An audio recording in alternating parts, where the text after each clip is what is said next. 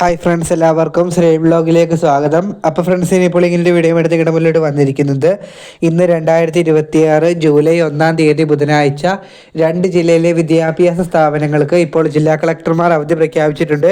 എവിടെയാണെന്ന് നോക്കാം. നേരെ വീഡിയോയിലോട്ട് പോകാം. എല്ലാവരും ഈ ചാനലൊന്ന് മറക്കാതെ സബ്സ്ക്രൈബ് ചെയ്യുക. ഫ്രണ്ട്സ്, ഇന്ന് 2026 ജൂലൈ 1-ാം തീയതി ബുധനാഴ്ച കണ്ണൂരും കാസർഗോഡുമാണ് ജില്ലാ കളക്ടർമാർ അവധി പ്രഖ്യാപിച്ചിരിക്കുന്നത്. ഈ 2 ജില്ലയിലും ഇന്ന് ഓറഞ്ച് അലേർട്ടാണ്. കണ്ണൂരും കാസർഗോഡും ഇന്ന് പ്രൊഫഷണൽ കോളേജുകൾ ഉൾപ്പെടെയുള്ള എല്ലാ വിദ്യാഭ്യാസ സ്ഥാപനങ്ങൾക്കും അവധിയാണ്.